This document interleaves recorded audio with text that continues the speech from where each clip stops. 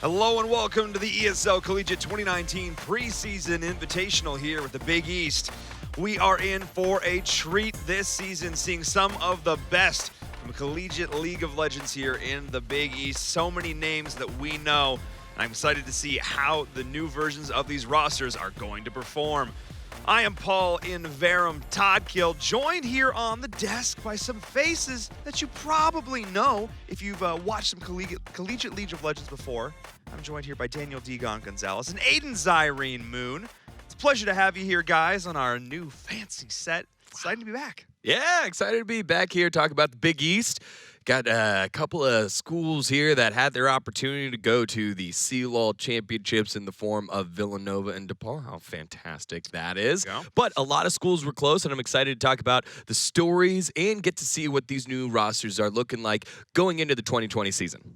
Yep, and these are schools that we're going to be seeing right out of the gate, too. We're going to be seeing that first matchup, which is pretty much the highlight one that you were talking about. That's right, Villanova and DePaul. Very excited to see how these schools go. We have a new format this season to boot. Get to take a look at that right now and break down exactly how we're doing it. The ESL Collegiate 2019 Preseason Invitational is an opportunity for players to hone their skills and develop new strategies going into the next ESL season. Players will have more chances to compete against their rivals and see their games brought to life on the big screen. The Big East Preseason Invitational starts with a round-robin stage. Each team will play all other teams during this stage, and all matches will be best of 3. Each team's record during the round-robin stage will determine who qualifies for the playoffs. The top 4 teams in the conference will meet in a single elimination bracket in the playoffs. The top 2 teams will play a best-of-5 grand finals and be crowned the champions.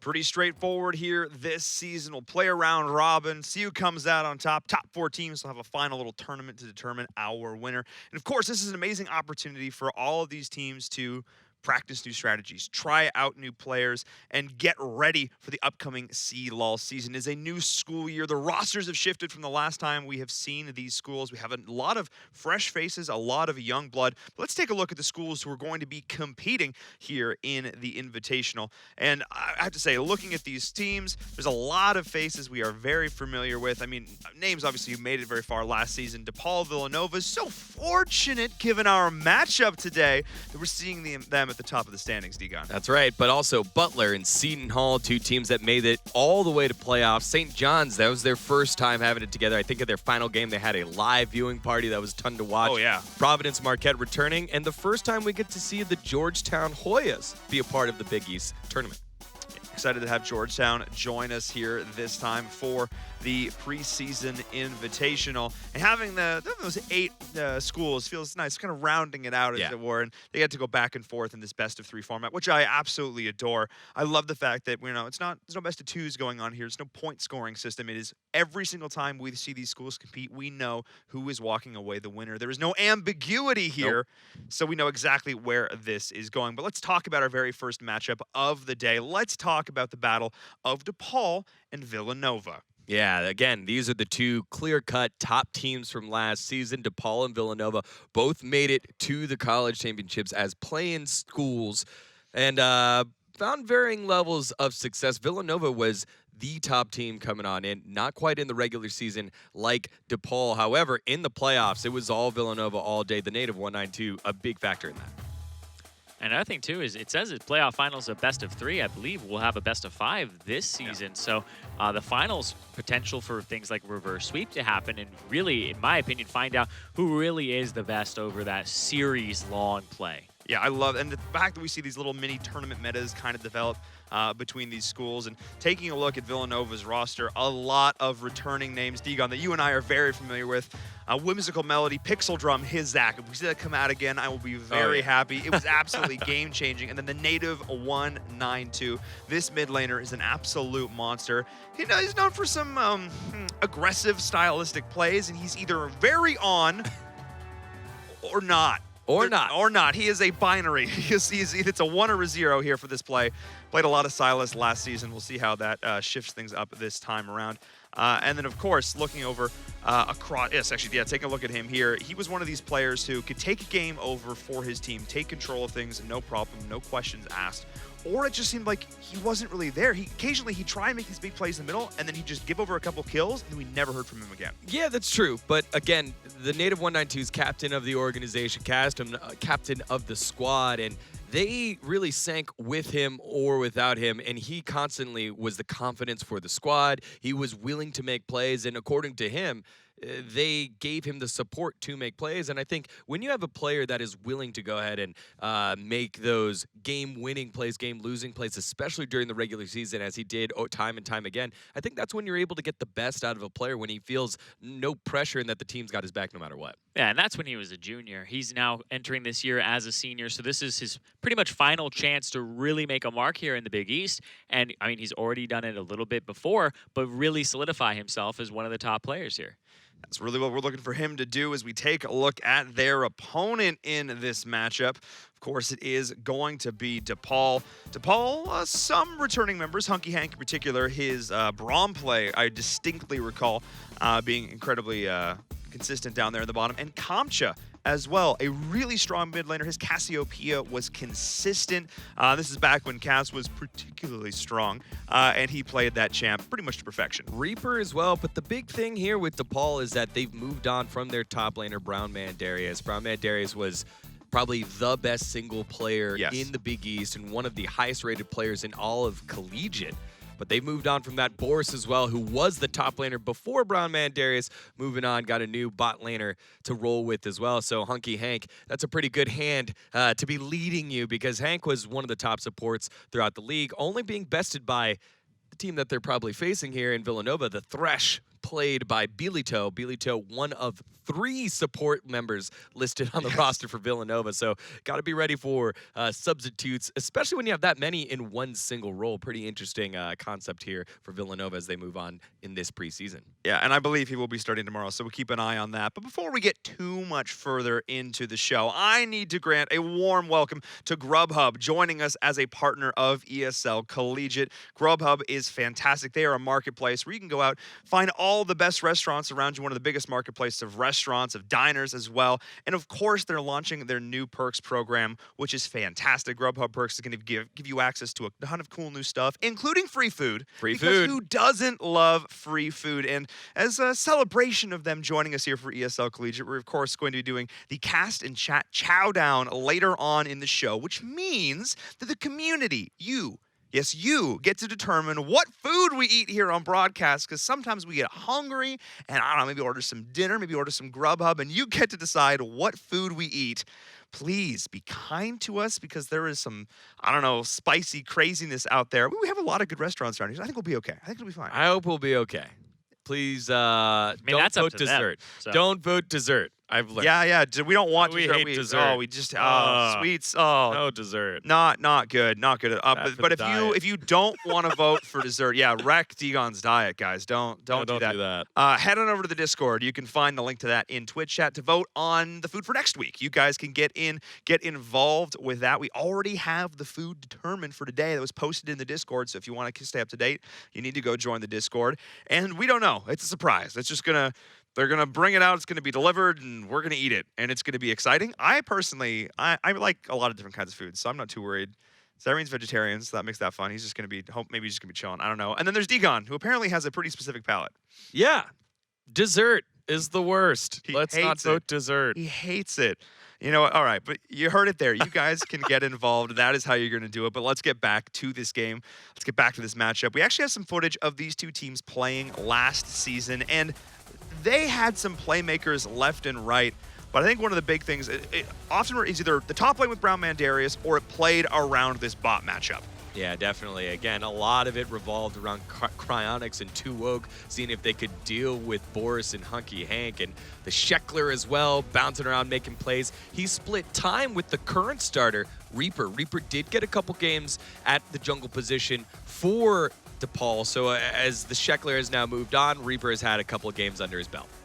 Yeah, we'll be keeping an eye on how those former players, maybe I think Sub in that situation, stepped up and how they've leveled up and evolved from last season to this season. And I think one of the things that goes to show, just taking a look at these clips, is how unafraid these teams were to fight. How unafraid they were to just go all in, playing a lot of these big combo-style compositions, layering, chaining up these ults, going in, and just saying, look, we're going to trust in our team play, we're going to trust in our communication, we're going to trust in our synergy, and we know that we can get it done. And Zyrene, and when I'm looking at, how team compositions are played together, one of the best ones is like, look, let's just draft 5 champs that play well together and can fight. That's sort of the simplest, lowest barrier to entry, lowest level of execution. And when you're a little bit unsure, especially with maybe a new squad, is that a good way to go about it? Absolutely. I think it's probably one of the best ways to play League of Legends is either supporting a single person who's really, really good and just backing them up with either priority or, basically champions that fill out the composition around them, or you go for wombo combo synergies that are very, very obvious, because one of the biggest things with teams is knowing when they all need to fight. That's one of the things that you have to get down later. Some people go in a little too early, some jump the gun, and some go too late. But basically, when you see gigantic ultimates that are AoE come down, everybody knows exactly what to do. It's very intuitive. Sometimes people still mess it up, but it's probably the best way to play it is have some wombo combo up your sleeve for team fights. Yeah, and what you just described, the 2 easiest ways to play were the way that these 2 teams used to play. Yes. DePaul revolved around Brownman Darius in the top side of the map. Villanova was very much Pixel Drum, go start us the fight, and the native 192 will go ahead and clean on up along with Cryonics, but it's not the case anymore. It's a very different squad here. 3 returning members for Villanova. Very excited to see if they keep that same makeup, or will they change? Same thing with DePaul, if you count Reaper as one of the starters here. Reaper got a couple games, as I said earlier. Will these teams change? And I feel like DePaul's forced to change. They don't necessarily have to play around the top side of the map, but they get themselves the 100% champion from the World Championships. Pantheon, first pick here by DePaul, not shying away from anything. And interesting to note, before you jump in, Zyrene, because I know you have some opinions on this already, the Zach from Pixel Drum, I said, he's so well known for this champion. First ban respect from DePaul. I love it. All right, let's see. Yeah, and right now what I'm looking at is they're probably going to have, I was going to say, something to complement this Galio, and this team wants to go in. So Villanova, you're going to have to pick up something as an AD that can actually avoid this. So maybe Ezreal, but like Kaisa and Xayah have both been banned away. And so finding safety in your bottom lane is going to be really hard. Maybe Caitlyn, you just have her really far back and compare with the Morgana. But it's getting pretty slim. And if you don't pick something like that here, I expect bans to go that way from DePaul, unless DePaul's really saying, we will pinch our own pool too. Yeah, well, they just locked in Malphite, which usually doesn't hold out. So it might just be who's going to hit harder with your combo. Quite a few Malphites that do that, let me just tell you. Okay, all right. But no, I mean, look at this. I mean, DePaul is going all in right now. You're going to have the Hero's Entrance. You're going to have the Cataclysm. You're going to have Pantheon flying his way in there as well. And who better to disrupt a lot of these heroes, champions grouping up together, the Hero's Entrance, of course, being one of the great ways to start that off, than the Unstoppable Force, just to deny a lot of this potential aggression. So I think that is a counter engage is actually a really good call. And if Villanova can find these counter initiations, sure, possible.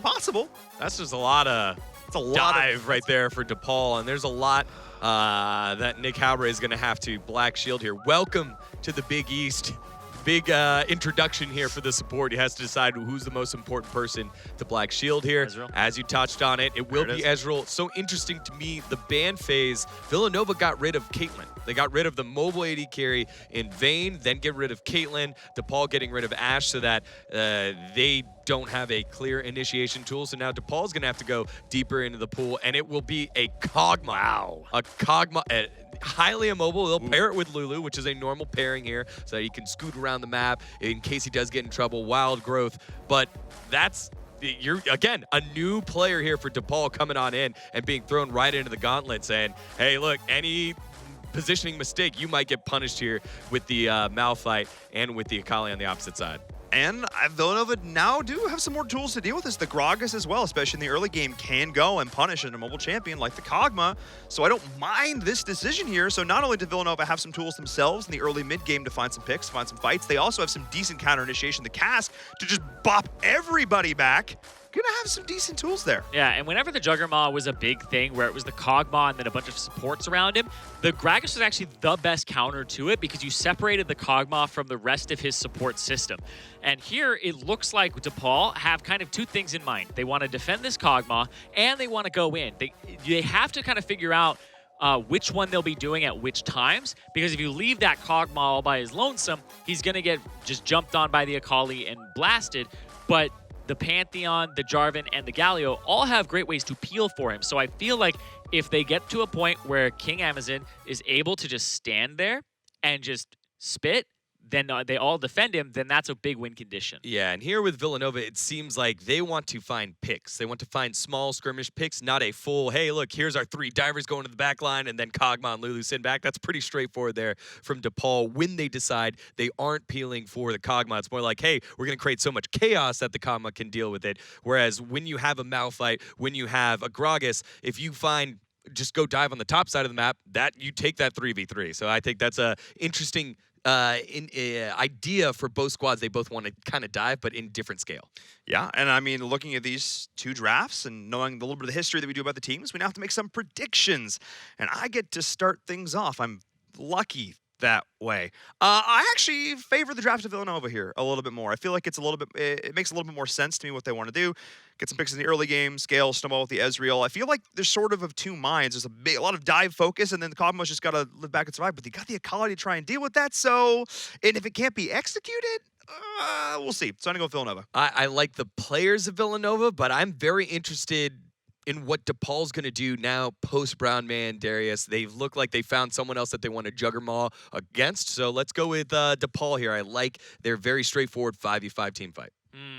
I really like Villanova's composition, but I also do like DePaul's. But DePaul's just lacks a lot of damage except for the Kog'Maw. But I do have faith in all the CC they have. So I'll go with DePaul here because I feel like once you jump on the Kog'Maw, it's really not as simple as it appears to be. So wait. Lulu, Yeah, okay. All right. Yeah. You got it? DePaul? Yeah. DePaul? DePaul? Yep. Okay. All right. Sorry, Paul. We're Wait. going with DePaul. All right. That's fine. Hence my moment of confusion. We need to de-Paul this area. All right. Yeah, Let's section him off. It's fine. It's fine. Let's get in. Him. Let's get into our first game. Brought to you by Grubhub. Let's just get into the action because you guys are chatting away here, but the game has begun. Thanks, Grubhub. Thanks, Grubhub. And already the invades are beginning. And here we go. This is the kind of season we're going to have. Yeah, again, very excited to see this post one-man carry type team. And again, DePaul reached the highest heights of it. They did. They made themselves all the way into the finals here at the Big East and got themselves a play-in spot for the Collegiate Championships. Is again, very exciting to see how they played against one guy, but now you're moving on. It's almost like moving on from a legacy. How can they rebuild here? That really is the big question. And again, I believe he was at one point top 17, Darius, in North America. Top 17 Darius or top 17? I thought he was like... Maybe it was top 17. One of the, yeah, I thought he was best top 20 player. Or maybe he was number 2 Darius in North America. It was one of those. It was some incredible statistic where he was just... he was so good. Yeah, he was just a star. He could take games over by his lonesome. It was Darius a was permaban. It was a permaban. It was a 100% denial every single game. But then you saw it in the clips there. Play things like Jax. He could pull out a lot of these other hybrid tank damage, top lanes that he could just feel so comfortable in. And, when he was able to just consistently play those out, he just stacked himself up to a point where he just couldn't lose. And, not 1v9 by any stretch because he was supported very well, but he was able to do a lot. And here in the mid already, we're seeing some pressure being put on by DePaul. Yeah, these two teams, no strangers. They were scrim partners because it was pretty clear that these two squads were head and shoulders above everyone else. I think Butler started to close that gap a little bit at the end of the season, but these two teams, again, just have known each other for a long time. I like the fact that they have 3 returning members and the fact that Villanova has probably their most vocal member in the form of the native 192 here. I'm just excited to see the personalities of these teams as we go through the season. And you already saw the attention on the native very early, trying to punish him for being pushed up in the lane. And I expect this matchup to become a little bit of a pain for Villanova because the Galio has the teleport. It looks like they have a lot of globals for split pushing and side lane pressure. And this Galio, given the composition, I think he's probably going to stack magic resistance. It's a very good stat to buy against pretty much everybody on that lineup. the Ezreal does a lot of magic damage on top of his physical. So I think it's a pretty easy build path for him. He'll be able to deal some damage as well with AP and wave clear and pretty much try to be as non-interactive as possible with the Akali. So I want to see what the native is able to do, because a lot of leaders try to barrel down and like destroy their lane opponent and then spread that elsewhere. But I think he probably has to go elsewhere first before he can actually beat his lane opponent. And taking a look at sort of how these lanes are starting to shake out. Up top already, no surprise, priority going over to the Pantheon, the Malphite. Musical Melody, we know a consistent player, but that's a matchup that he's just going to have to sort of endure for the first little bit. We know the power of the Pantheon. Reason it is 100% ban rate so far in Worlds, but this is a little bit what I was talking about, is the Gragas. He's going to have an impact from Pixel Drum, and the second Pixel Drum can be dictating the pace of fights, the second you put him on a champion when he can do that, I feel so much more confident for Villanova, because that's what they love to do. But in the mid, the taunt's going on through the shield. Duran's there from Comcha, wins the war to follow up, not quite enough to take down the Akali, but already Native 192 is struggling. Yeah, and this right here is because the priority for the Lulu Cog over the Morgana and the Ezreal. So even though Reaper was not able to get pretty much the jump on Pixel Drum, and Pixel Drum chunked him out, the Lulu was there. So there was no way the Gragas was going to be able to contest that. And I'm glad that Reaper noticed that and stayed in regardless of his HP. Yeah, and I'm surprised that Pixel Drum recognized that. He's like, hey, why is he running at me with such low HP? Oh, Lulu's missing. Oh, Kog'Maw now has walked away from the lane. I have to back off, and with that little bit of an engage there in the jungle, you're showing how much these guys are thinking, how much these guys are communicating in the first game of the season. One of the more veteran squads we're going to see all year.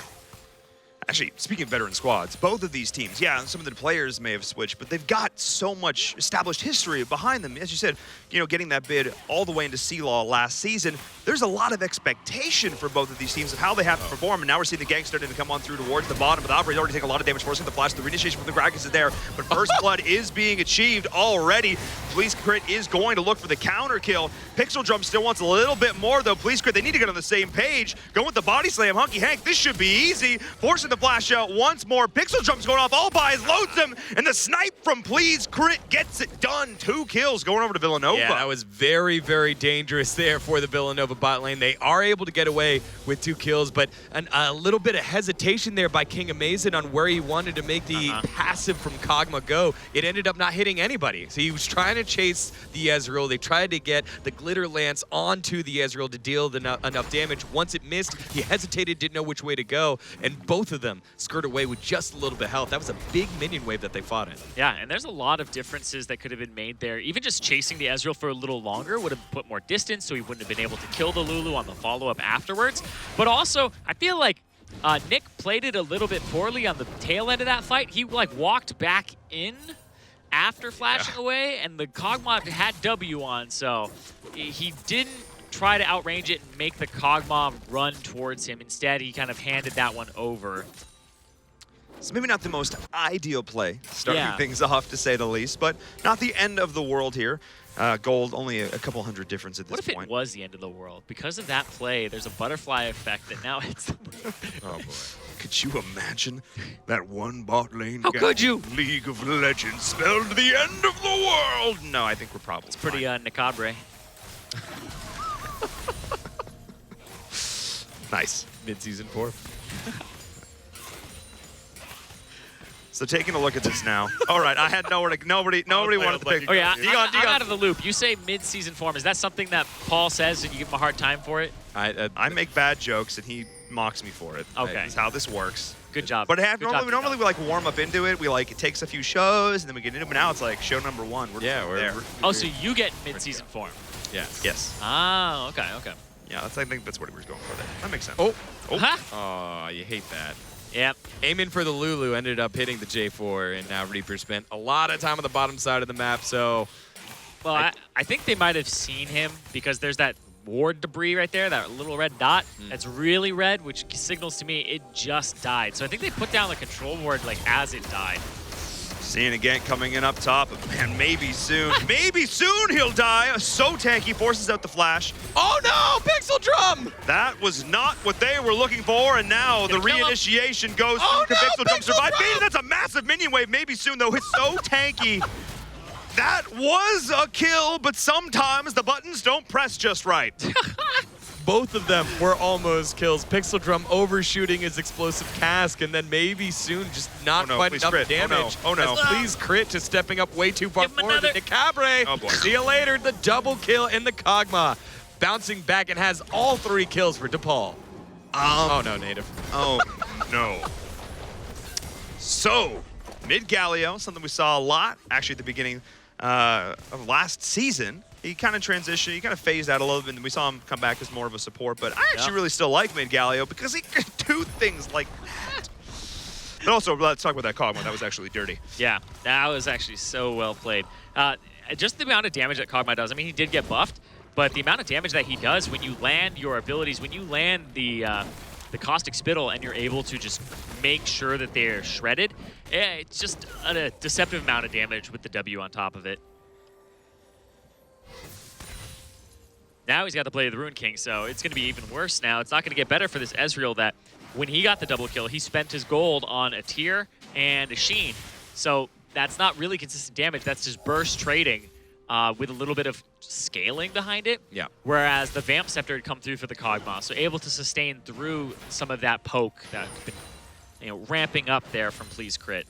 Right. They can only really go all in if Please Crit has dealt enough damage and Morgana then lands a binding. Otherwise, look at this full minion wave. King Amazing can go and trade HP, take a couple Mystic shots, as long as he trades a couple of auto attacks back and able to HP up. But Pixel Drum in the bush has another opportunity to redeem himself with an explosive cask. Reaper's here too. I mean, I don't know. You don't know? I'm not diving this. Like, I'm that jungler right now. I'm itching, going like, I am not killing the Kog'Maw. I'm killing somebody else. Well, they're going after Lulu right now. They are able to get it done. The TP's coming in to try and convert. The J4 from Reaper is there. They're going to try and follow up. An additional TP coming in from Maybe Soon, doing so much damage. The healers have the double knockup, and this is going to be it. The counter initiation, the taunt, the follow-up is there. And Kamcha maybe going a little bit too far, though. The Gragas still has the potential to try and make something happen. Everybody joined in this fight. 5v5, the native says, let's go all in right now. No stopping. They're trying to find multiple members here on the Maybe Soon. Get the Kog'Maw down, but the Akali pays for it. Can the Kog'Maw do the death damage as well? Is able to do so. The double kill takes down the Gragas. What a bloodbath at the bottom. Wait, he's jumping. The backline Morgana goes down, and now Whimsical Melody all out of mana, and now all out of HP. Kamcha with the taunt. Maybe Soon says thank you very much. Pantheon with 2, King Amazing with 2. Oh my god. That was awesome. We never get to see Pantheon. I know. It's just like I wonder if there's a reason why. it's like a half screen away. He's just like, I got this. It just goes straight in. Oh my god. To be fair, we've seen a lot of bad Pantheon ults where they overshoot, or when it was the old man drop, they would place it in the wrong area. Yeah. That was like a perfect accuracy there for Pantheon as we take a look how all this starts. You called it. Yeah. Don't go for the Kog'Maw. Blow up the Lulu first. Yeah, because they have heal, barrier, and wild growth. I'm like, I'm not going after Kog'Maw. Not, screw that. That's not happening. But here they try to combo. Doesn't quite work. The Malphite, I think, didn't ulti like enough people when he got in there. I'm not even sure if he ultied in. Might have been out of the J4 ultimate. I'm not 100% sure. But this part here just so good. Like, Maybe Soon is so low, but he's got the Conqueror stacked, so he starts getting a lot of HP back. And then, oh, well. Woo! Here we go. Ban boom. Oh, that's such a good animation on that skin, It's really too. nice. Yeah. Oh, man. Oh, and he used the E2 to block some damage from that. No, they just have the Justice Punch. You got the taunt to follow up, and really nice. 10 kills to 5. I think we maybe missed a kill or something during that, but in either case, up top, Whimsical Melody once again feeling the ire of the Pantheon, the J4 as well. Cataclysm for good measure, locking them on in. 11 kills to 5 for DePaul, showing that they don't need a powerhouse top lane. This whole roster can go off when they need to. And King Amazing already, I have to say, super impressed. 5-2-2 right now for him. He's been CSing well. He's been showing that he can play a more unconventional pick, considering how much priority is often put in denying a lot of these bot lane champs. I like the fact that he's got something, assuming he doesn't die and I instantly curse him. Oh. Assuming he's got something else to back this up, and they're going to try and commit on this. The TP, though. Gragas goes in, finds the snipe with the cast. It's a beautiful play. What's the reinitiation looking like? Finding Nicabre as well. Gets the ult off. This is going to be able to try and stay alive. No, flash forward. Priestkit now is trying to go back in. There's another member rotating in. The native 192 is joining. This Comcha's already here. Wins the board to try and do a little bit of initial poke damage. Going out with the Justice Punch as well. Is it going to be enough? Can the native 192 chase this? Do they want to chase this? They do not. Yeah, and that's because the native has been falling behind in the lane, not only in terms of deaths and kills, but CS as well. It's been a pretty dominant performance between two of the best mid laners in the Big East returning for the preseason here. And Comcha getting the better of the native 192, and the native playing a lot more of the high skill cap champions. We've seen him pull out the Aurelia and say, leave that Aurelia open during last season. We've seen him play Yasuo. We've seen him play a lot of these carry champions. Here, the Akali, when falling behind, not so great, and this is a decent counter pick here from DePaul. Anytime she goes in the Shroud, gets tunned up, it's been very difficult for him to get the breathing room that he can based off of his normal skill set. Yeah, and I really like that you build kind of HP as well as some magic resistance on the Galio to deal with that matchup. And it's really hard for the native to even find any kills in this game if he goes after the Pantheon, can block a lot of damage. There's so much you can do with, you know, the Galio, and then the Lulu on top of the Kog'Maw. It's just so hard to assassinate anybody here. And when you fall behind the curve in CS and you take a few deaths early on an assassin, it feels miserable. He doesn't even have Gunblade completed yet. So as soon as he gets that, he'll start feeling like maybe he can go after somebody, but it's probably Lulu out of everybody. It's probably his prime target. But if you're blowing all your abilities on her, then she's doing her job in the fight. Look, she gets poly off. Look, she gets her ult off. She's happy. Like, she's fine. Yeah. She's done her job at that stage in the game. You just burn all your CD on that. That's great. Awesome. I'll take that any day of the week. And now we're just seeing the turrets slowly just getting chipped away. None have actually fallen yet. Seems like this game has been much more focused on the kills and less on the pushing. But that's a losing trade. Yeah, well, yeah. Yeah, it's like a trade, but it's really like a bully or a steal. Yeah. No, they just, self-induced bully. Yeah, just like they walked up, gave you money, and then complained about it. I've seen the first turret drop down here in the bottom, and really, King Amazing, Hunky Hank, I mean, having this amazing support just making this look so easy. Going in, trying to line this one up at the back of Pixel Drum. The Poly's there. That's the reinitiation, though. Everything's going in, and welcome, Galio, trying to knock everybody up. But Police Crit is still surviving to the back, but the taunt is there, and Reaper now going absolutely off. Nicabre is trying to survive and get on out of this, but I cannot believe how much damage is still at the disposal of DePaul. Nicabre is... Native! Oh, boy. Native failed getting over the wall. Nicabre trying to buy time, and Reaper says thank you very much. And that is 2 more kills heading on over to Reaper. I think Amazing was able to get 1 there, and he jumped. Comcha getting 1. Well, nope, never mind. Comcha getting 1. All right. Oh my God. There's so many globals in this that, you know, the TPs are now coming up for both top laners.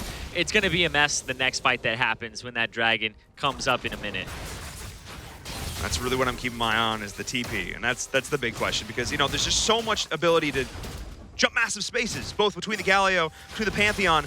They can you know, get prio and then rotate, but then also just be there. They can be there in a way that Whimsical Melody just cannot. He's got to commit the whole TP, and that's a massive cooldown. So we'll see how this next fight plays out. Yeah, and as the Rift Herald heads on over to DePaul, that was one thing I wanted to point out. Whimsical Melody is forced to go all armor here. He has to go armor first, wants to get the Sunfire cape so that he can deal with Pantheon within lane. A lot of Malphites that we've seen in the competitive setting now have been full AP blow you up kind of style. And I mean, AP Malphite's getting nerfed because of it. Yes, and which is going to make Malphite, I don't know, less playable in the competitive scene. But I mean, solo queue, I just run into AP Malphites. I feel sorry for my AD. Yeah. Like, they don't get to play the game at all. I am trying to literally bait out the Malphite. Yeah. That is my job. My job is no longer deal damage. But yeah, he's not going for that build this game, like you said. And because of that, it was very important that Please Crit got a double kill on the bottom side of the map. He's going to be one of the main sources of damage because the native 192 has fallen off. He hasn't been able to get the assassinations as you need as an Akali. And if you're not assassinating, then you're not really doing your job. Who else is dealing the damage? Maybe you get a little bit from Gragas. So it's going to be a lot on Please Crit if Villanova are going to work their way back in this game. And I have to give so many props to Comcha as well through this. I mean, we've kind of mentioned the Galio, but really, as one of these stable returning members from DePaul. Kamcha, I feel, leading from the center, has been able to do so much for his squad. These taunts have been fantastic, and a lot of part doing exactly what denying the Akali damage is so hard for the native 192 to work, but he can't press his buttons. And when you talk about these two players' personalities and the way that it manifests itself in the game, they're the antithesis of each other, right? You get the flashy plays, the assassins, the outplays out of the native. Kamcha's always been that steady rock. He's been allowing others to flourish. And in this, with someone like a Galio, by doing his job, he himself is flourishing 4-0-5, and one of the main focal points of DePaul right now, along with this King Amazing Kog'Maw at 5-4-4. When you see a Kog'Maw running around with 5-4-4, 2 items, you really feel like you didn't get to do enough to him, and that he got enough kill participation, and he could have had even more if he had used the passive correctly. Yeah. So early on in that very first engage is, again, you're seeing how this lane is working out on the side lane with the Pantheon and the Malphite. It's not quite as much damage coming out from the Pantheon, but again, he's holding Whimsical Melody at bay and forced him to build armor. Not going to have as much damage, but a ton of CC potential still for Whimsical Melody as the Rift Herald popped in the mid lane. See the Rift Herald going in, Here the comes flank, the Gragas. J4 looking to try and shut that down, knocks him back to full initiation, but not going to be able to connect. There we go, though. Hunky Hank not in position to save him, doesn't get the Malphite off, but they still secure the kill, but look at the amount of damage coming in return. I cannot believe how much damage DePaul still has. Jumping in underneath the turret, which is going down as well. The follow-up there from the Galio. Malphite, the last one standing. I cannot believe the counter initiation. Oh! Almost saved her. Looked so good to start that off for Villanova. Despite the fact the Unstoppable Force doesn't connect, they still execute the Kog'Maw, but they overextended so much to do it that they just got reinitiated on. The Wombo combo was still there, and DePaul now taking it in him. yeah, and sometimes you just sit there and go, we have to kill the Kog'Maw, but you don't set up for a step 2 because you think step 1's going to be super hard to do. They do that, they sell out for it, and they don't know what to do after. And that's the point. You sell out for it, and that's really the gold lead difference there for DePaul against Villanova. They spent everything they had going after the Kog'Maw. Good job by Reaper, I think, holding Gragas in place, but a pretty good ult by Pixel Drum to reach and separate the Lulu from the Kog'Maw right here. Good knockup, but the cast was already going. Flash away, bought enough time. But look, 1, 2, 3, 4, all 5 members focusing on Kog'Maw. Oh, and there's the a very fed Galio coming on in, as well as Pantheon coming for the cleanup. And you just don't have enough stats, you don't have enough damage to blow anyone else up or survive the rest of their damage. Down you go, and there goes your inhib turret. They just threw him in the dryer. You know, you just, seriously, I mean, you just drop the Cataclysm, wins a war on top of that. Everybody else goes on in and coming out, you know, freshly starched, as it were. But at the same time, if you're Villanova looking at that fight, you just go, what's our win condition now? Because even if we go all in, even if we take the Kog'Maw, if we don't do it right, we just lose anyway. And they tried to force the fight when Pantheon wasn't there. They made sure Whimsical Melody snuck out of that bottom lane and tried not to take a 5v5 or blow someone up and then turn it into a 5v4, but how quickly was DePaul able to collapse onto that team fight and find what they wanted? And here we go, another fight in the top side. Ooh, he almost kills him by himself. Oh, no! I mean, that was so close to being absolutely sick. The jungle, just show him Pixel Drum. There's a reason I hyped this guy up going into it, because he is a beast of a player. Not always the best positioning, apparently, but at the same time, if he could have actually traded out there for the Kog'Maw, that would have been worth. I mean, Kog'Maw full HP now because of Blade of the Ruined King. And now they're just going to go for this Baron with the the Wraith Kog'Maw. Blade, this is not long for the world. Okay. And they have the Mountain Drake too, so it had to be like an Ezreal steal, and that's it. No True Shot Barrage in sight, and that is going to be the Baron. Oh, there it is. That's going to be the Baron going the way of DePaul. And they're going to be split pushing simultaneously while they do it, because, I don't know, a Baron alone is not enough. I need to have my Pantheon doing Pantheon things, and that's the last time I vote against the Pantheon. Okay, that's enough times I'm saying Pantheon. Yeah, 5-0-3 in the top side for Maybe Soon, one of the 2 new members here for DePaul. Impressive stuff by DePaul coming out of the gate. And I think Villanova, they did what they normally do. They played flashy. In the regular season, DePaul was king. DePaul had a better record than Villanova, and this seems to constantly happen. It was 2 years in a row. It's the same 2 schools in the finals as DePaul, Villanova, DePaul, Villanova. This was DePaul's championship to win as, again, nice little proto belt usage to dodge the binding. And now here comes the rest of the kill squad. Kamcha actually might not be able to keep the everyone alive. He is able to, and the native trying to get to the back line gets blown up immediately. Reaper on a rampage, and DePaul just shredding right through the Wildcats. Is a slaughter. Did Kamcha take damage? I don't think he took damage. I mean, he's so fed. So tanky. I mean, he's soloing people by himself, and he's so tanky, it literally doesn't matter. He's just waltzing underneath the turret. He gets the taunt off, and watch him just obliterate Pixel Drum, the tankiest member of Villanova, just got erased. And this is just Kamcha leading the charge, leading from the front, saying, look, Brown Man Darius is gone, but that's fine. This roster is still strong. We are going to show you what we can do. Yeah, the Blue Demons flexing in the first game. No prayers needed here. They're going to take game number 1 in emphatic fashion.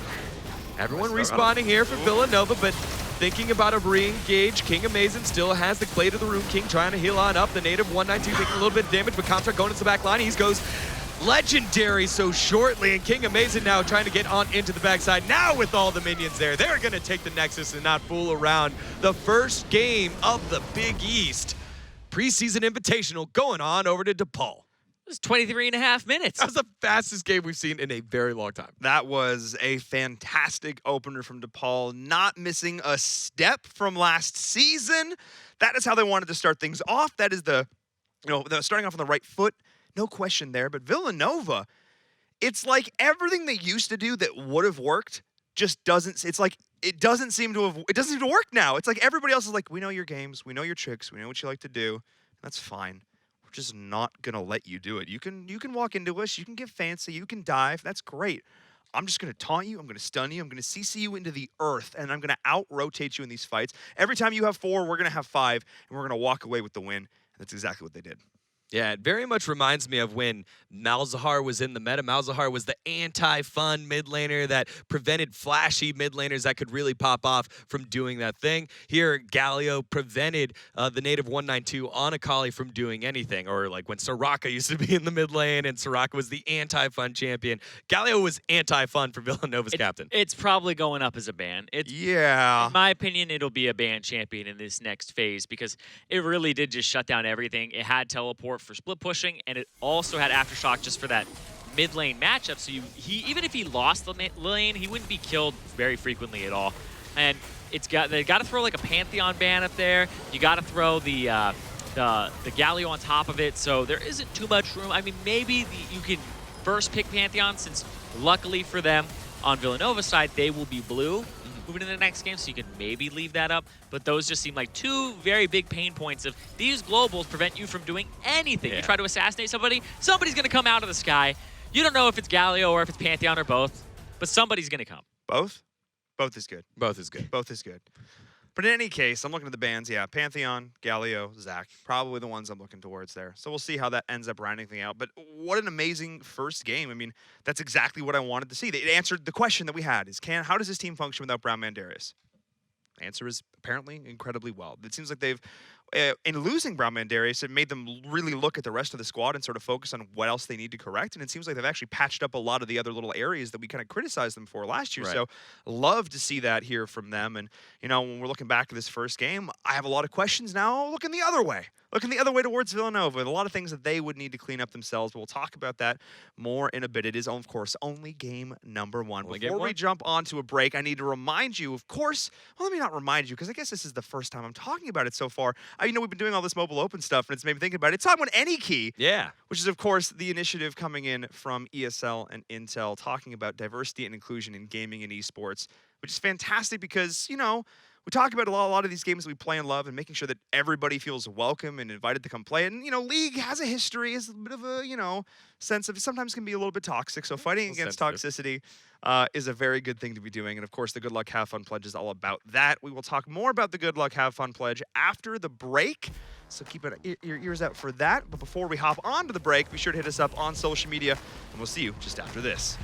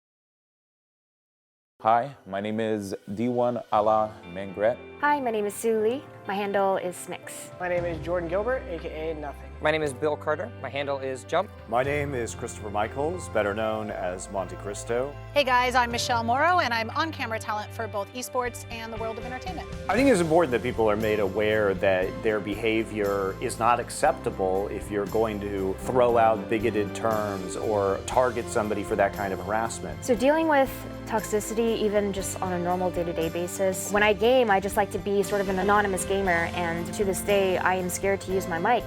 I think that anytime you can sit someone down that has a negative mindset or has a sense of toxicity, think about who you're affecting. If I had the ability to confront a troll face-to-face, they would not be the keyboard warrior that they are inside of the game. The GLHF pledge is super important. Anything that's encouraging people to promote positivity, to promote understanding, to promote sympathy. It's cool to see that people are going above and beyond to be a voice for those from a community that may not be as well represented in gaming. You do matter. GLHF.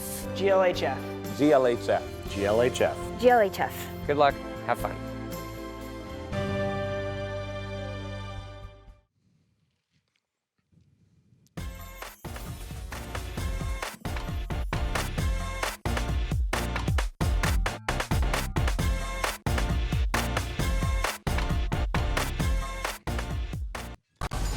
Hello and welcome back to the ESL Collegiate 2019 Preseason Invitational here for the Big East, where we just saw game number 1 between DePaul and Villanova. The top 2 teams from last season went toe-to-toe, and let's just say it was explosive. There were some wombos, there were some combos, but at the end of the day, DePaul stands strong despite the loss of their incredible top laner, Brown Man Darius. The rest of the team stepped up in a big way, and it showed. I'm Paul Verum Todd Kill, joined by Daniel Degon Gonzalez and Aiden Zyrene Moon, here to hold down the desk for this amazing best-of-3 set. And I have to say, if the games keep going like that, I don't know. Villanova's, they're gonna have a time. Yeah. Time. Again, Villanova, champion of the Big East. They looked ready to be dethroned here by DePaul. DePaul came on in and cleaned things up with their new revamped roster. 3 returning members. The 2 guys that came on in, Pantheon on the top side of the map, Kog'Maw. Not too bad performances for their first time. Yeah, you said they're going to have a time. Well, 23 and a half minutes is a time. It is. It's a very fast time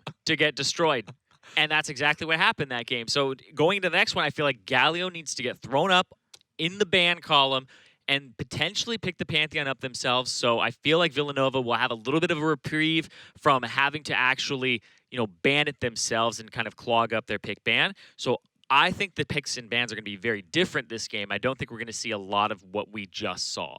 And look, we're gonna get down the rabbit hole when it comes to the draft, which is going to be starting fairly shortly here. But before we do, we saw that cool little trailer before we jump back into the action, and that was talking about any key, specifically the Good Luck Have Fun pledge, which is an awesome initiative. We recently just restarted it, and over 300,000 people have already signed the pledge, talking about being a better digital citizen, just being a nicer person online. 'Cause let's be honest, we've all this banter, trash talk has occasionally happened, but like there's a line that you don't want to cross, and that's really what we're trying to talk about here with this this new initiative. And it's really fantastic to see all the people who stepped up and like, yeah, like I've been in situations where I've been felt uncomfortable. There's certain situations where like, look, I just didn't even want to keep playing games anymore. Which at this point, like, why are we doing, like, why as a community are we doing this? So really fortunate that the Good Luck Have Fun pledge is back up and running. You have an exclusive Twitch badge. You can get a global Twitch badge, in fact, usable everywhere. And it basically just shows, look, I took the pledge. I care a little bit more than the average person. I'm going to take a stand against toxicity.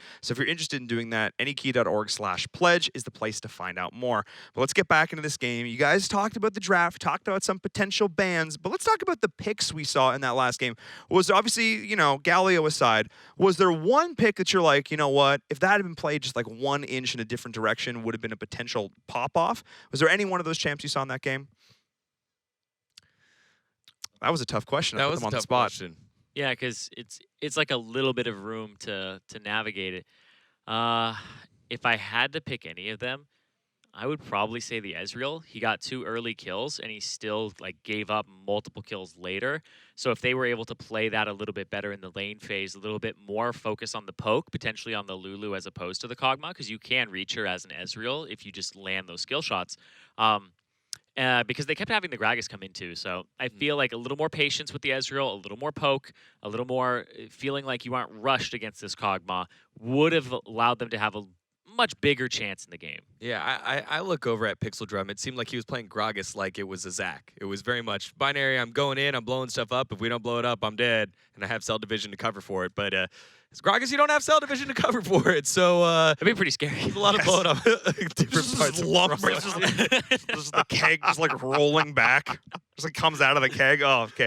Yeah, that's pretty good. Let's not think about that. But no, I agree 100%. It was very much he was the go button, but when the go button was flipped, that was the switch. The switch broke after that. You don't get to use it again. Right.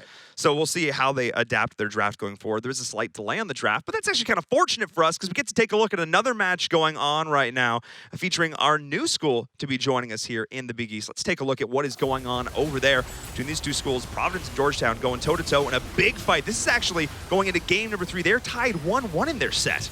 Yeah, taking a look at some of these rosters, I don't see any returning members from Providence.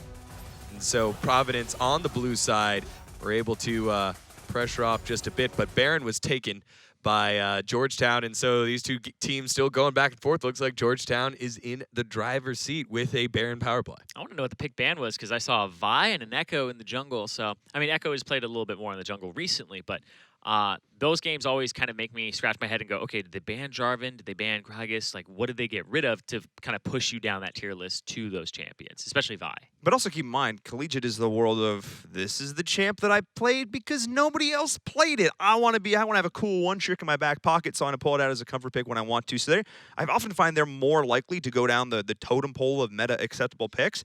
Like the Kog'Maw, for example, is a great one in this. Is like, you weren't probably going to go there if this was, Worlds, but it definitely came out. We saw Draven played Worlds, like things get crazy. But like, I'm looking at this and I'm thinking, okay, this is why I love Collegiate in a lot of ways, because, I mean, in what other world do you get the Zac ban first?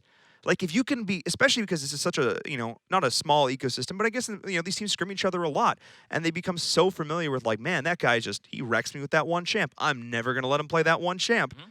So it's really cool to see just how the meta shifts in Collegiate just because of the comfort picks. Right, and we just got an update from that last game. Georgetown actually ends up winning, so their very first match in the Big East, they're able to come away with the victory 2-1 over Providence. Great stuff there for Georgetown. Congratulations. DMV represent Georgetown, obviously. That's on schools that's from actually DC. Really hopeful because I've talked to some people about like the Big East, and they've been like, okay, these are the top 2, Villanova and DePaul. It's boring if you know the top 2. It's boring if you're like just like, oh, these are obviously the best teams. Like if Georgetown is able to come in and shake things up and actually have some of these other rosters come in with some of their new people, new blood, and start taking games off top teams, then I'm just like, all right, sign me up. Yeah, you got a little bit more variance here because, again, it's really been these two, and you talked about it earlier in terms of champion pick. These are the two teams that really play to the meta. Yes, we have like the Zac pick that kind of comes out, but these guys are almost all comfortable on the power picks that are going around in the meta. Everybody else has a very distinct identity and plays through that. I'm thinking Renegade Mac with Butler. He had an interesting champ pool in the mid lane, but wasn't afraid to use it and was very skilled. But again, each school has their own identity, and congrats to Georgetown for finding their first win, and hopefully that'll help them figure out what their identity is beyond just the tournament meta. Yeah, what better way to welcome them into this level of competition than walk away with the first W? They got to be happy about that one. But let's take a look at this draft. Starting things off, the Zac first. And it looks like DePaul is just going to be doing the exact same thing here. Actually, just continuing to deny the Zac from the Pixel Drum there. But interesting from Villanova. There were a couple things that you wanted to see banned, and looks like they're still up. Yeah, and they also didn't swap switch sides. Yeah. So yeah, they stayed on the same side, which is a little bit strange. And there's the Pantheon again. So Deja Vu, where we be playing game 1? I sincerely hope not. No. No, there's the Kha'Zix coming in. Oh, Pixel Drum's Kha'Zix. Yeah. Yes, that was where he plays the big engager on Zac, but then also has the ability to go hard carry in the jungle with Kha'Zix. Kha'Zix not as seen frequently in the competitive pro meta right now, but again, if a Kha'Zix gets snowballing, very difficult to deal with. Yep. And even though there are some assassins in this game, they literally draft the same 3 champions. Do you remember what happened last time? They Short-term memory loss? I don't know what's happening. This is goldfish. Villanova. Goldfish syndrome from Villanova. You played game 1, and yes, it is on the final. And, so you should have paid attention. Hunky Hankel just plays Braum. And this Ornn will just have the worst time ever. And I mean, you're locking in the Ashe already. There's no pressure on that role. The Ashe did end up getting banned last time around, but I don't think he had to pick her in the first round. So clearly this is, you know, a really comfort pick for Please Crit. So maybe it was worth grabbing this early, but at the same time, you could just do like Ezreal Braum for DePaul here and have the time of your life. This Ornn will get smacked around, or I guess at least go even against the Pantheon on top, but that's still just like... Ornn could also go on the bottom side of the map. Could go support. Yeah, we haven't seen... We have seen that just very, very little, but most of the time Ornn heading over to the top side, waiting to see what they lock in here. DePaul taking away supports, so they assume that that is a top lane Ornn that's just going to battle with Pantheon on the top side of the map. Kog'Maw taken away, and so no more protect the Kog'Maw comp. Caitlyn also removed as well for King Amazing, so he's going to have to reach deeper into his champ pool for his first game. I mean, there's still things up like the Ezreal, the Varus that you can still play. I think the Varus is not even a bad choice here either. Yeah, can you Ezreal imagine Braum, if you like get you were saying? held on in somewhere and then all of a sudden everyone comes flying on in? That sounds insanely annoying if you're a member of Villanova right now. Okay. Yeah. I mean, there's the Thresh coming in as well, so Hunky Hank, good to play that too. And you know, having a hook to counteract to the dredge line from the Nautilus, I don't dislike that at all. This They can play anything. Ooh, and this was banned last time around, take note. So this is going to be interesting. They're going to have a lot of damage coming in from DePaul now. I mean, I wouldn't normally say like, oh, Pantheon's and Gallia, but like the way the Gallia was played by Comch in that last game, the way it was built out, you go with the Proto Belt, everything else, you just have so much tankiness, so much aggression, and the CC, the cooldown was so low, he was just Justice punching all over the place with the taunt to back that one up. Even if he's not directly doing the damage, you just don't get to press your buttons. Yeah, and I think if you are the type of player that wants to play the Kog'Maw, protect the Kog'Maw champ composition, then you are also of the same blood of a Vayne player as well, and I'm very excited to see King Amazing in his first match. Second game overall, but first match now on Vayne here to show, hey, look, we needed a new focal point for DePaul. It was Brown Man Darius in the top lane. Now we're a bot-centric team. Come try to stop me. And Please Crick and Nick Habre, they really got bullied in that last game. Here in this one, you get a little bit of poke in the lane with Ashe, but that's not really something that's going to really make or break this composition like King Amazing on the Vayne. Well, I've heard a lot of things about, approach velocity as a rune for Ashe, and a lot of people are saying it's very, very strong. It's the one where you slow somebody, you get extra movement speed towards them, or somebody on your team impairs their movement speed, you move faster towards them. So the Ashe can really train people down. So against a Vayne, you have superior range, and I feel like it's a really hard matchup for the Vayne in particular when it's 2-on-2. When it's 1-on-1, of course, you know, the Vayne will win. But the 2-on-2 greatly favors the Ashe, especially alongside a Nautilus. Yeah. Ooh, I mean, this is going to get interesting. It's going to get spicy. Prediction time. I'm definitely going to favor DePaul here still. I feel like getting the first 3 picks that you just wrecked with last game is a great indicator of how to win the next game. So I'm looking at that. I'm saying DePaul. Yeah, same thing there. The bans without the changes there, I think it was a little bit questionable there by Villanova. You take the native off of an assassin, put him on Rise, a mage that can affect the lane a little bit more, affect the map a little more. But again, just those top 3, the wombo combo, it just seems easier to execute here for DePaul. Yeah, I'm not quite sure because DePaul, I think off of ability, they showed me like they seem to be better. But I like Villanova's team a little bit more in draft, so I'm actually going to go Villanova on this one. I feel like the draft can potentially make up for the differences. I don't think it'll be as smooth of a game, but I think this should, you know, even it out and give them that like 2 or 3% advantage over DePaul, who's usually favored. Oh, I mean, a bit of a split desk here, but I like the thought process from theirs. I mean, it's only one game. Is it really so much to go off of here when judging the skill of both these teams? We're going to find out. We're going to get into game number 2 right now. We don't want to keep you waiting any longer. Let's jump into it. And, ooh, looks like a bit of a 5-man invade is already underway. Yeah, when you have, you know, the Thresh, it's always great to go for an invade. Pantheon can also help out with those executes and whatnot on the queue. So I don't know if they were maybe expecting one themselves because this Nautilus can be very, very deadly. But I like the composition overall for Villanova, like I was saying. I think the Ornn is a really good champion to tank the Pantheon, and he can take some losses and still be relevant and scale. The Kazakhs, little bit more attention is going to be needed in keeping the jungle safe. The Ryze scales, the Ashe scales, and outranges and wins this bottom lane matchup. Whereas for DePaul, their damage source is pretty much the Vayne, which is short range, and I think it's hard to get into these fights.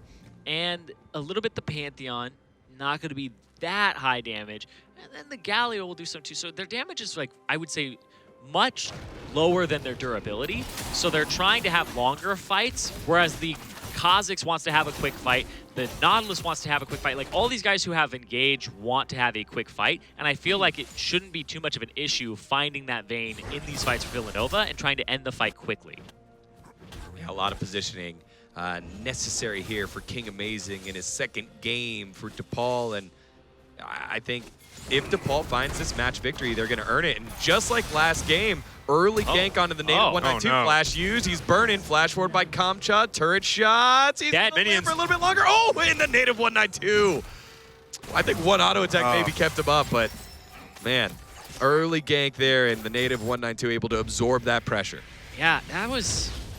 The native stepped off to the side, and I thought he actually had dodged the Jarvan EQ. I think they might have increased the radius of it recently for the knockup, so it is a little bit more deceptive, and it has this kind of, I think it's called lollipopping, where at the end of the skill shot, it actually has a little bit of an extra range on it in a circle where your hitbox comes out. So, a little deceptive, and I think he thought he had dodged it. I did too, but turns out, no, not in this game. I mean, at least at this point, you forced the flash out, you know, from him early. I mean, obviously Kamcha did trade with that there, but I mean, still, little things like that, you still get that first blood additional gold, so Kamcha's not really complaining too much here. This is really good for Pixel Drum. He already used the E. Nowhere to go. I think Reaper's going to die. Oh! Vicious goes back in, tries to dodge his own. Pixel Drum is burning the flash to chase this one down. No, maybe Student's committed a lot of time up here as well.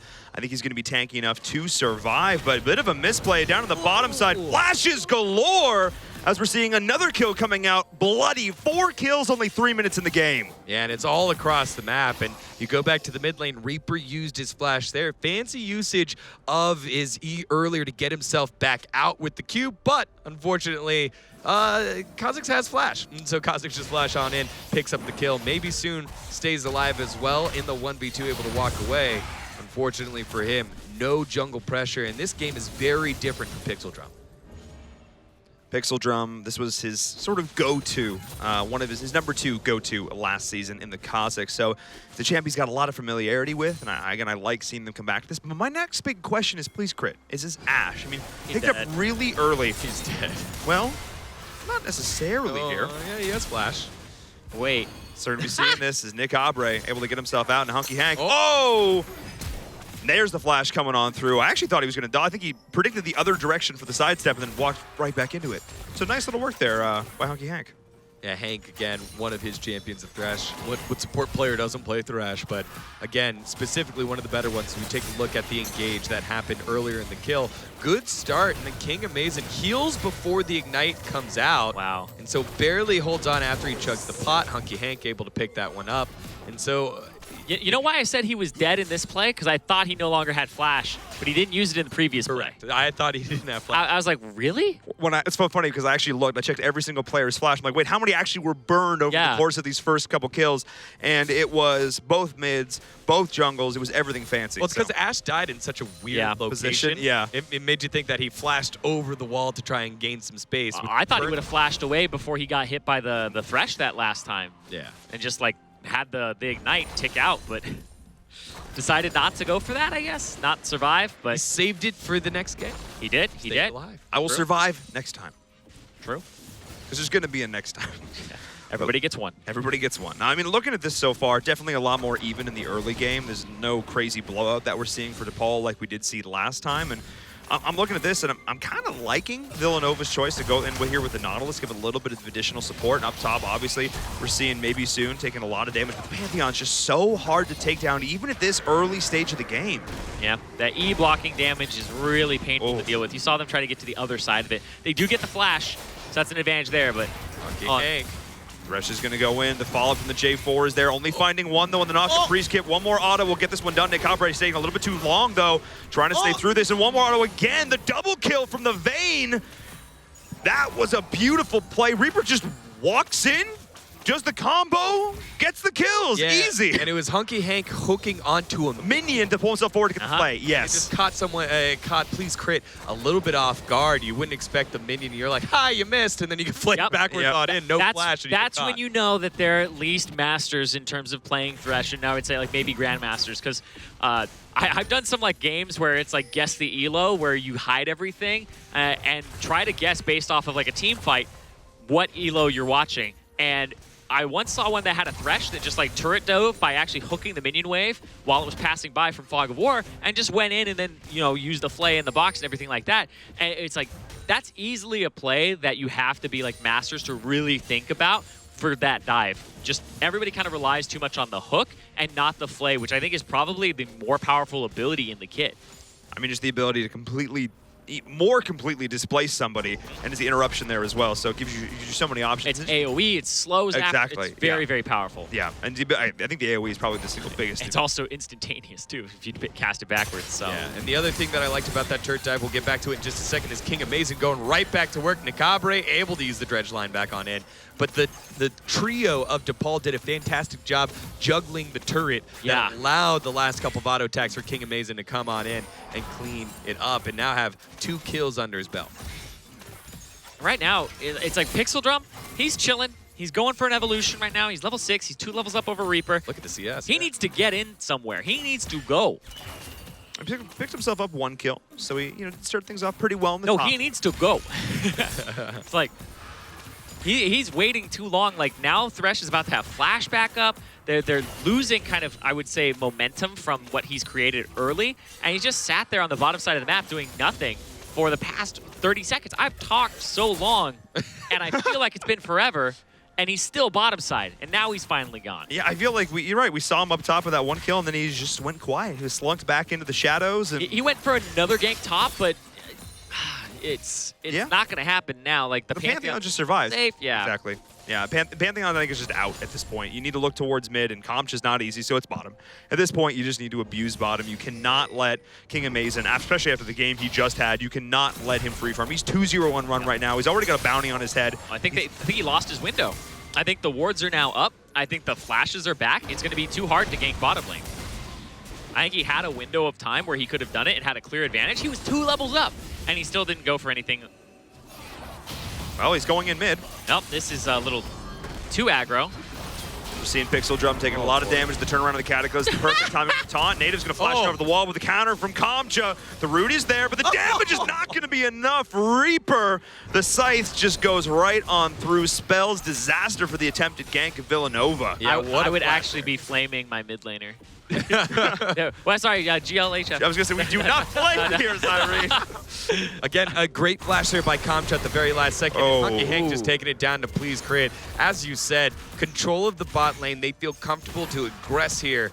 And Please Crit, just no answer for the aggression of the bot lane. I don't think they've hit level 6 yet as well. No. And so the level 6 power spike here. Level 7 for King Amazing. 2 levels up on your opposite number.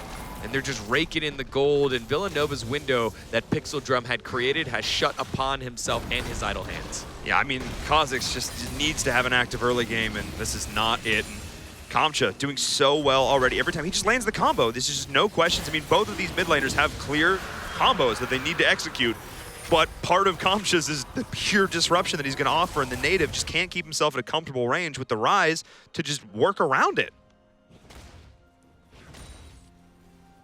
Boy, this is going to be a big mountain to climb back from Villanova. And these are things that we saw here for Villanova when they took L's, and Pixel Drum wasn't on an engager when he was playing this Kha'Zix. It was, hey, you have a window to deal. You got to do it early. And he found a lot of success against some more passive junglers, but Reaper has done a good job facilitating around the map. And rarely do you find 2 solo laners that are tanky enough and elusive enough to deal with a Kha'Zix and deal with like half-hearted ganks. A lot of the time you have guys that want to carry here. In this case, you just see a wet noodle fight. A wet noodle fight in the top. I like how you like weakened your own point where like they deal with half-hearted ganks. I'm like, yeah, they definitely deal with half-hearted ganks. It's I'm surprised that there was no focus bottom lane. The Vayne is the primary damage dealer, but hold on. We are Focus on the top. Now we see the gank come on through. TP committed. Maybe soon. Maybe have to use the ult to try and do something. Okay, she's dead. All right. Yeah. He's just dead. That's too many resources to him. So Yeah. they're going to go ahead and get plates off of mid as kind of the bonus or the reward.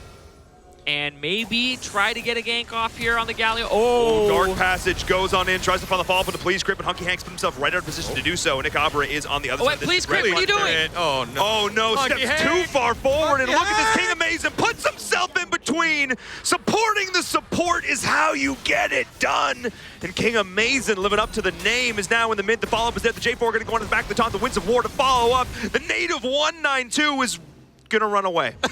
Yes, he is, but DePaul has arrived. They have a new face. They have a new identity. And King Amazing living up to his name right now. Kog'Maw, Vayne, doesn't matter. Has been able to roll with the guy that Really? we know You're is gonna- good. you're Nice gonna hook play him in? backwards. And Pixel Drum maybe in a little bit of trouble. Able to get one. Low mana here for King Amazing. Will not follow up because he was afraid of Rise or maybe the Ash Arrow.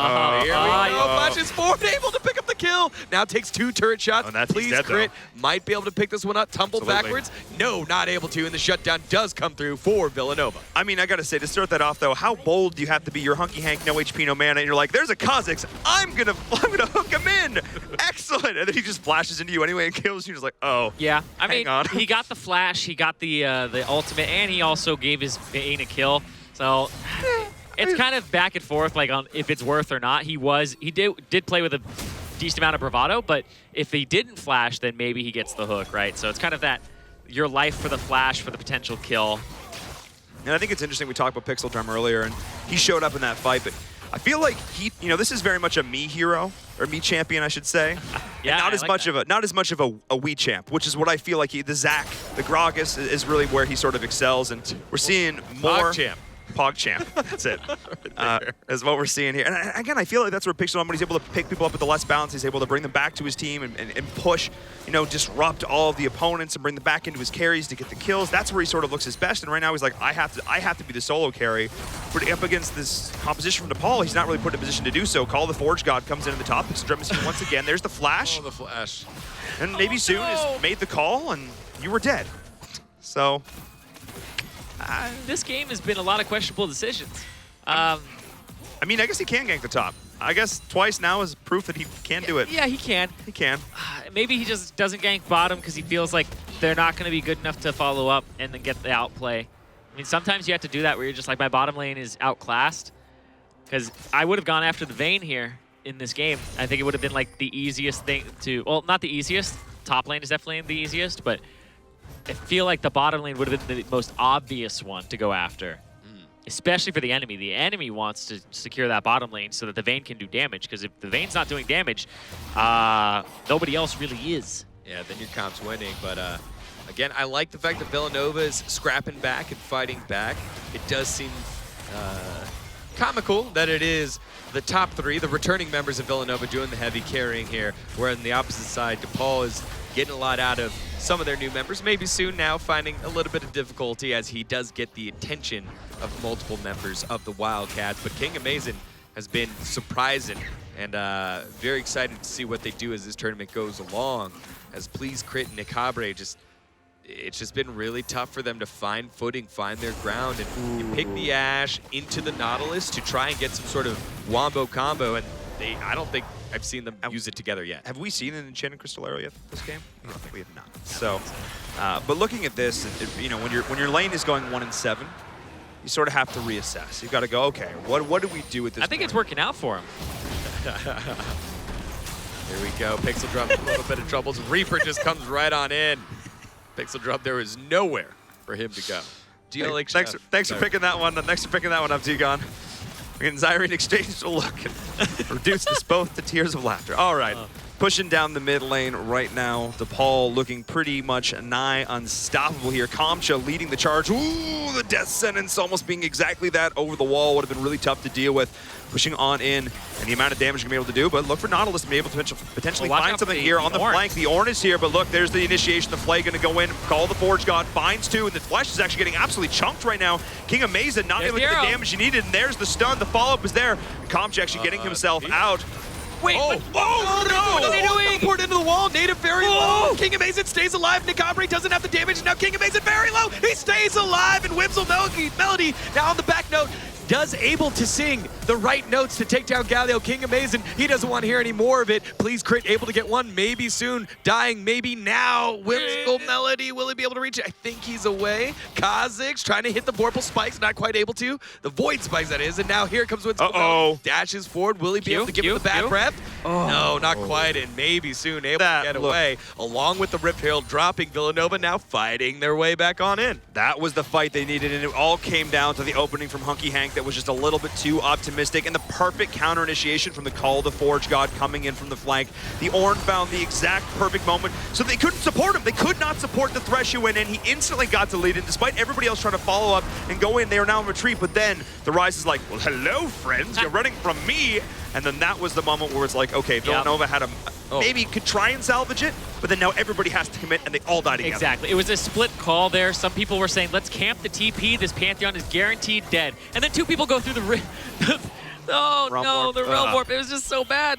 Oh. It wasn't great. I will say, though, it was a very skinny dredge line that Nicabre landed onto the Vayne. We've seen a lot of pro players have trouble throwing dredge lines in the jungle and having trouble. So great on him before he went down and bought him enough time. But now the native 192, it doesn't matter what lane you're on. Kamcha has your number on this Galio, and Kamcha continues to body in the battle of these mid laners. I need to play more Galio. Ow. Real talk, that Galio is so tanky for the amount of damage that he's doing at this stage in the game. Yeah, one of the things is the passive scales off of magic resistance and armor, which, well, I guess it scales off of magic resistance, but also aftershock. So when you hit somebody with your E, your passive hits harder. And remember, aftershock gives you a lot of resistance. Oh, no. So you actually hit somebody for like 75 more. Hey, Kamcha goes in, does take the stun, does go down. The TP is here. Call the Forge God to try and follow up. Beautifully executed onto Hunky Hank. He's going to try and get himself out and may actually be able to just barely. The rest of the team is going to commit up here from Villanova. Yeah, there was a TP there, but Pixel Drum played that one very well. It was a 1v3 dive under the turret. He was able to wiggle, judge exactly where Hunky Hank was going to throw the hook, and bought enough time because Kamcha went in with a Justice Punch under the turret, expecting to hit the Kha'Zix. Instead, he ended up just taking 3 turret shots, and it was an easy pickup there for Pixel Drum. So again, small little outplays, little micro plays, making a difference here for Villanova, keeping them in the game. But again, this Vayne is just a monster, and that whole fight was without the Vayne there. You got to be careful here if you're Villanova. You want to slowly claw your way back, but you don't want to try to bite off more than you can chew. Exactly. You need to make sure your primary damage source is there with the Vayne. She's the one that's fed 2 items, potentially going for more right now, has the QSS to get out of the CC. So that Ash arrow that hit her in the previous fight, and then actually, I believe, hit Kamcha up top lane, which is why he stayed under turret for so long, has been very important. So shutting that down is kind of the next step here. But you need the Vayne in the fights. If you want to win them, it's much harder to do that without her. It's much harder to do that without her, because otherwise it's a slow kind of slog through the fight. You're just like, can we get through this? And if you're up against something like a Ryze and an Ashe with very consistent damage, then I don't think they have enough durability to do that. They need to bring that damage with the Vayne. The Vayne is starting to hit hard. As Pixel Drum goes in, he's like, we can't let her scale any longer. Ooh, barely missing that death sentence there. Where's this dragon? Mountain? Oh, boy. Oh, boy. It would be second mountain for DePaul. Paul. That's why Galio is coming down now. He has teleport. Is there a teleport ward for him anywhere? No, not really. I don't think there's no flank ward. Ideally, you'd want a flank ward. It would be maybe Soon's position, but that's about it. If he can get to mid, oh, he can ult. They're going to come from the bottom side, and then they're going to push them towards the Galio. They just don't want to be engaged on. If they wait long enough. Here they go. The Call of the Forge got to start this off. The counter initiation to the back. The Hero's entrance is there. Fits all 4 members. But the counter stun is there, but that's already the kill. Starting to go the way through from DePaul. They're just surviving the back of this. They cannot take down the Vayne, who is absolutely shredding through all of Villanova. 1 member walks away, having just watched his entire team get obliterated as the second Mountain Drake goes the way of DePaul, who walk out of that fight beautifully. The pinch was real. 4 members knocked up. The Call of the Forge God looked like it was going to be the start, but the Hero's entrance from Kamcha, the follow-up with the taunt, and all the damage. Let's take a look at that again. Yeah, and again, on this one, Zyrene called it, they were being forced upwards. After this Call of the Forge God came down, you had to walk forward, but it was a little bit too late. Great hook by Hunky Hank onto the native 192, stopping a lot of the damage, and then another one coming on in to get the finish right on there. Hunky Hank calling his own number multiple times, and with that pressure, they rotate to the top side of the map, take Baron, and control this game and control this series. Now, Kamcha still alive, able to survive for a little bit longer. Hunky Hank drop in the Dark Passage, keeping everybody safe. Pixel Drum still wants to buy it off a little bit more, and Nicabre dredge-lined into the wall. That's all he's gonna catch. It's a whole lot of nothing there for the support for Villanova. DePaul very nearly overstayed their welcome on that one, but all 5 members walk away with the Baron buff. They're going to back up, reset, look to push. They've already done a lot of initial damage here. Zyrene 19-11. How does Villanova recover here? They have to stall this game out for the Rise to actually get to his full tier item. They need to get the Ashe to at least 2, maybe 3. But also keep in mind that the Ornn, when he hits level 13 and beyond, he starts upgrading items. He already has the upgraded Sunfire. He's already upgraded the Kha'Zix's Black Cleaver, and every upgrade is worth 1,000 gold. So you can technically add about 2,000 gold to their score line. So they aren't as far down as it appears. And if you just let them continue to upgrade items, they can actually get to, you know, about artificially, I would say like 6,000 gold just by stalling and have that kind of comeback mechanic from Ornn. It's one of the reasons that this champion is something that a lot of people don't like playing against, because you aren't as ahead as you would think in the mid game.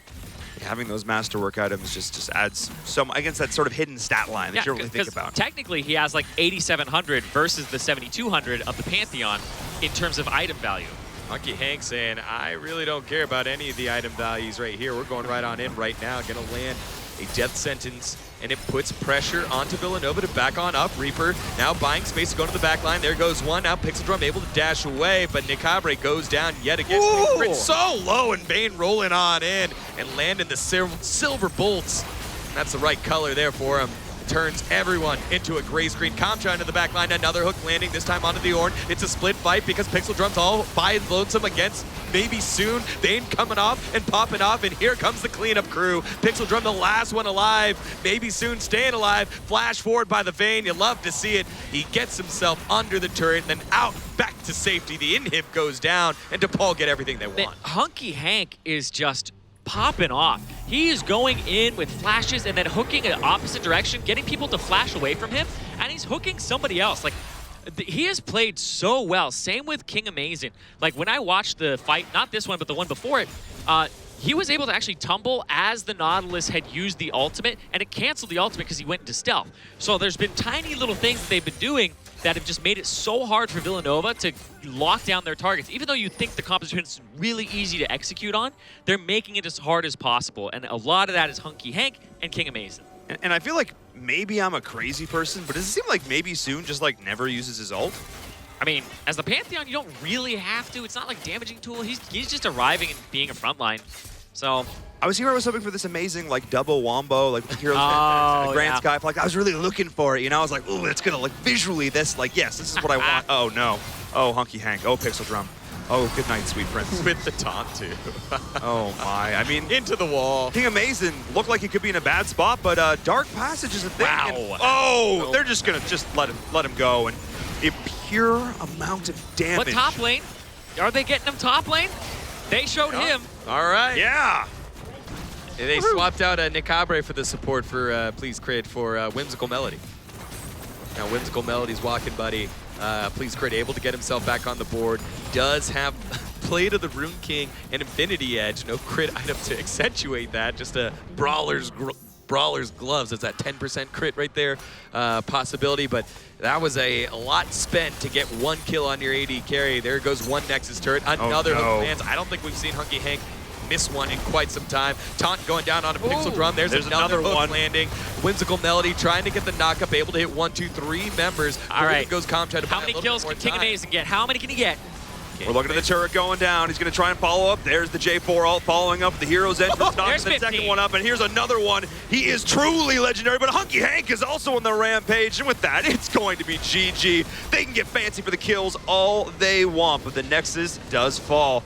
And that is going to be it. DePaul take the series 2-0, And I don't think there was ever a moment in any of those games where we're like, that's not going to be the outcome. Yeah, As Big soon as East. bot lane got ahead. Yeah. It was amazing to see King and Mason do their thing, and Big East, I think everyone's been put on notice now. There is a new sheriff in town in the bot lane, King and Mason, with his old guard, Hunky Hank, really taking care of business there. Very excited to see what they do throughout the rest of the season. And I know a lot of supports that have been like old guard players and people who have been around for a bit. Whenever they get like a shiny new ADC, they're always like, oh my God, like he's going to listen to me and we're going to like play the same way. There's always that honeymoon phase where you guys play right on the same page, but then there's always a little bit in the future you have that kind of like that trial where it's like, okay, we found something that we don't agree on, like when we should go in or when we should like make this play or how we should play the game. And if they can get through that, then this bot lane looks like it's going to be the best one in the Big East. Well, I mean, we're talking about this bot lane, so let's take a look at this bot lane. Let's watch some of the highlights from that last game. Look at that. I love that. He flays to the left, hooks to the right. So he doesn't actually hook his flay target. He did it right there, and that throws them off. And it's just so well executed. And then there's even more times where he starts doing that in these plays. And There's just another one. and this was the play where he hooks onto the mid to get himself in range, and then sets this up, and then the J4 is there to follow. But this is where Pixel Crit, Please Crit just stays a little. I feel like he just should have committed there to try and get himself out a little bit more.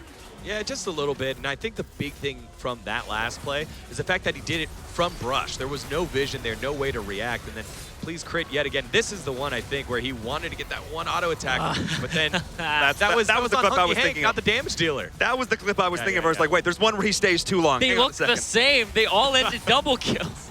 And then this one here. Oh, see, look, the Vayne canceled the Nautilus ultimate there, and then the Nautilus ultimate goes on to the Thresh on the later half of the fight, but he already buffered his hook through it, so it just ends up being this big kind of, the Nautilus isn't doing anything. The Vayne knew when to back up, and I think that's such a valuable skill for AD carries to have, because all the Vaynes I know just Vayne spot right in, they just tumble right in. You go forward only. It's the understanding the different angles that you can tumble at that keep you within the fight, because you have added movement speed once you hit the final hour ultimate.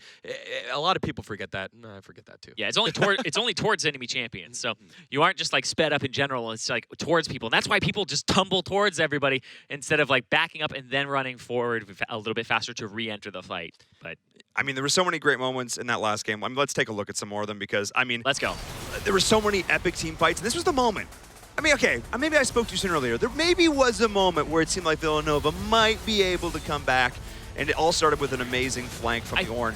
This was not that fight, but it looks very similar to start it off. There were a couple of them. This was actually after that point where they just pushed on the high ground and looked like an absolute monster. Watch Hank in these fights. When he starts pushing up here, he's the Thresh right there at the bottom of the screen. He's going to flash, flay, hook up, and he hits the Ornn instead of the Kha'Zix. So he got a flash for his flash, and then he hooks somebody else who just comes in and dies. And then gets the hook on the Kha'Zix right afterwards. He's firing up. It's like when he's feeling it, he's feeling it. I mean, look, this was, Hunky Hank, he played a lot of specific champions last season. Yeah. Boram is the one that always comes to mind when I think of him. And it's actually Billy Toe, who was one of the other support players for Villanova that I think of when I think of the God tier Thresh. Yeah. Somebody's been practicing. Looks like wait a second. I want to be the best Thresh in the big. This town ain't big enough for the two of us. And that felt like that moment here from Hunky Hank, and he put on a clinic. Little things that again, it's a master plus level play. Somebody who's clearly put in time to study the champion, study how it works. So very pleased to see that this team is more than just the one. I'm not going to say one trick, but more than just the one player. They are greater than the sum of their parts, and they've come together now once again here for the Spring Invitational. So I got to give a lot of props to DePaul in that win. Yeah, you got to talk in the mid lane as well. How much DePaul's mid laner really neutralized Villanova's mid laner, the native 192. Again, we know that is one of the one of the main focal points for Villanova. And Kamcha just went in and said, you know what? It's another one of our epic battles. I'm used to it. We scrim against each other. You talk a lot of smack. I don't care. We come on in and I neutralize you. Now I have new shiny toys to help back me up. And it was really cool to see Kamcha come off on the winning end of things after putting in pretty good shift. Yeah, I thought the Galio would end up on the ban list, but they decided to change up almost nothing there. And it didn't go so well. So maybe a little bit of a lesson for Villanova in their next match. But that one is in the books. DePaul taking it 2-0, which means that now we get to come to a very fun portion of our broadcast, which of course is the Cast and Chat Chowdown presented by Grubhub. And the community has spoken, and I don't I don't know. Where does this is a surprise? I don't know. The winner is seafood. Seafood. I like seafood. I'm not complaining at all. Actually, this worked out really well. Here you go. Seafood? It's not in smoothie form, is it?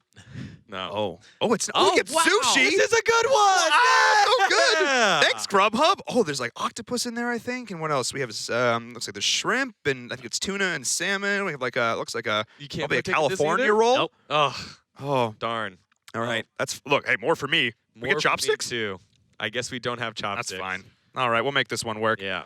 But yeah, got to give a big shout out to Grubhub, of course. That if you go to that code that's appearing, that link on your screen right now, you can actually get a discount if you download the app. Check that out. You actually get $12 off your first order of $15 or more, which is great. That is like a lot of free food. Look at how tasty this looks. Can we get a zoom on that? Can we get a? Yeah. Oh, right over There there. you Look go. at that. Oh, yeah. That looks real nice. We got wasabi going, a little bit of ginger. Delicious. All right, I kind of want to like wrap this up so I can start eating this because this looks really good and I'm hungry. So. Go for right. it. Okay, all right, guys. We're gonna get into the sushi, and we're gonna call it a day for us here. So it's been a great first opening salvo here for the Big East here for the Collegiate Salvo. 2019 preseason invitational. Thanks so much to Grubhub for getting us this amazing food, and I'm gonna start diving on in. Here we go. Yeah, thanks, Grubhub. Again, congratulations to Paul. It's been an exciting day. Thank you very much, guys. This is really good. All right, we'll see you guys next time. Have a great night. Don't talk with your mouth full. Sorry.